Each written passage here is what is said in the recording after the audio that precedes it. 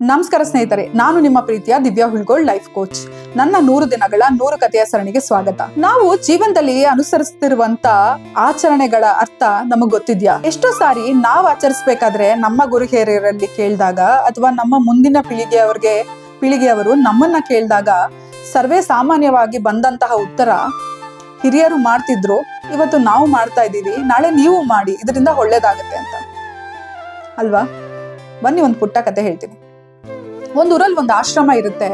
ಆಶ್ರಮಕ್ಕೆ ಹೊಸದಾಗಿ ಒಬ್ರು ಶಿಕ್ಷಕರು ಬಂದಿರ್ತಾರೆ. ಬಹಳ ಶಿಸ್ತಿನ ಹಾಗೂ ಸಂಯಮದ ಶಿಕ್ಷಕರವರು. ಮೊದಲನೇ ದಿನ ತಮ್ಮ ಬೋಧನೆಯನ್ನ ಶುರು ಮಾಡಿದಾಗ ತರಗತಿಯಲ್ಲೇ ಅಲ್ಲೇ ಆಶ್ರಮದಲ್ಲಿ ಸಾಕಿದಂತ ಬೆಕ್ಕು ಓಡಾಡ್ತಾ ಇರುತ್ತೆ. ಇದರಿಂದ ಹಲವಾರು ವಿದ್ಯಾರ್ಥಿಗಳ ಮನಸ್ಸು ಕೂಡ ಬೆಕ್ಕಿನ ಹಿಂದೆನೆ ಓಡಾಡ್ತಿರುತ್ತೆ. ಆ ವಿದ್ಯಾರ್ಥಿಗಳು ನಗಾಡ್ತಿರ್ತಾರೆ, ಬೆಕ್ಕನ್ನ ನೋಡಿ ಮಾತಾಡೋದು, ಗುಸುಗುಸು ಇದೆಲ್ಲ ನೋಡಿದಂತ ಶಿಕ್ಷಕರು ಆ ಬೆಕ್ಕನ್ನ ಅಲ್ಲೇ ತಂದು ಕಟ್ ಹಾಕ್ತಾರೆ. ನಂತರ ತರಗತಿ ಸ್ವಲ್ಪ ಶಾಂತವಾಗುತ್ತೆ. ತಮ್ಮ ಬೋಧನೆಯನ್ನ ಮತ್ತೆ ಮುಂದುವರಿಸ್ತಾರೆ. ಹೀಗೆ ಮುಂದಿನ ದಿನ ಮರುದಿನ ಬಂದಾಗ್ಲೂ ಕೂಡ ಬೆಕ್ಕಲ್ಲೇ ಓಡಾಡ್ತಾ ಇರುತ್ತೆ. ಇದನ್ನ ಕಂಡಂತ ಶಿಕ್ಷಕರು ಮೊದಲು ಈ ಬೆಕ್ಕನ್ನ ಇಲ್ಲಿ ಕಟ್ ಹಾಕಿ, ನಂತರ ನಾನು ತರಗತಿ ಶುರು ಮಾಡ್ತೀನಿ ಅಂತ ಹೇಳ್ತಾರೆ. ಹಾಗೆ ಪ್ರತಿದಿನ ಇದೊಂದು ಕ್ರಮ ಆಗ್ಬಿಡುತ್ತೆ. ಅವರು ಪ್ರತಿದಿನ ಬರ್ತಾರೆ, ಆ ಬೆಕ್ಕನ್ನ ಅಲ್ಲಿ ಕಟ್ ಹಾಕಿ ನಂತರ ತಮ್ಮ ತರಗತಿನ ಶುರು ಮಾಡ್ತಿರ್ತಾರೆ. ಹೀಗೆ ವರ್ಷಗಳು ಕಳೆಯುತ್ತೆ. ಶಿಕ್ಷಕರು ಬೇರೆ ಕಡೆ ಹೋಗ್ತಾರೆ, ವಿದ್ಯಾರ್ಥಿಗಳು ಕೂಡ ಉತ್ತೀರ್ಣರಾಗಿ ಬೇರೆ ಕಡೆ ಹೋಗ್ತಾರೆ. ಹಲವಾರು ವರ್ಷಗಳ ಬಳಿಕ ಇಲ್ಲೇ ಓದಿದಂತ ಒಬ್ಬ ವಿದ್ಯಾರ್ಥಿ ಮತ್ತೆ ಅದೇ ಆಶ್ರಮಕ್ಕೆ ಶಿಕ್ಷಕನಾಗಿ ಬರ್ತಾನೆ. ಬಂದ ಕೂಡಲೇ ಮೊದಲನೇ ದಿನ ತನ್ನ ತರಗತಿಯಲ್ಲಿ ಅವನು ಕೇಳೋದು, ಇಲ್ಲಿ ಒಂದು ಬೆಕ್ಕಿದೆಯಲ್ಲ ಎಲ್ಲಿ ಅಂತ. ಆಗ ಹಾಳೆ ಬೆಕ್ಕಿರ್ಲಿಲ್ಲ, ಆದ್ರೆ ಆಶ್ರಮದಲ್ಲಿ ಒಂದು ಬೆಕ್ಕಂತೂ ಸಾಕಿದ್ರು. ಅದೇ ಬೆಕ್ಕನ್ನ ಕರೆಸಿ ಆ ತರಗತಿಯಲ್ಲಿ ಅವನು ಕಟ್ಟಾಕ್ತಾನೆ. ನಂತರ ತನ್ನ ತರಗತಿನ ಶುರು ಮಾಡ್ತಾನೆ.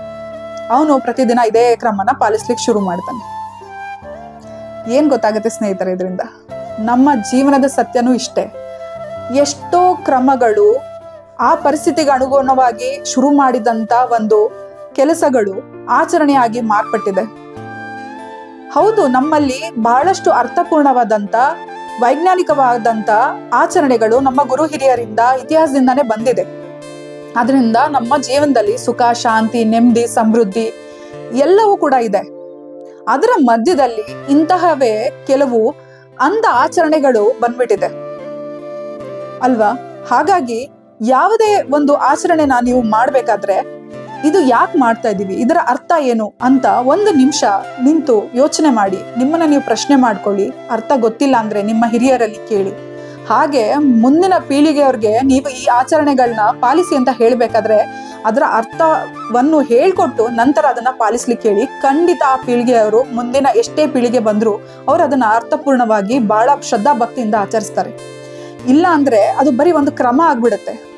ಅರ್ಥವಿಲ್ಲದೆ ಮಾಡೋದ್ರಿಂದ ಯಾವ ಫಲನೂ ಸಿಗಲ್ಲ. ಅದು ಬರೀ ಜಸ್ಟ್ ಒಂದು ಮೆಕ್ಯಾನಿಕಲ್ ಪ್ರೋಸೆಸ್ ಅಷ್ಟೇನೆ.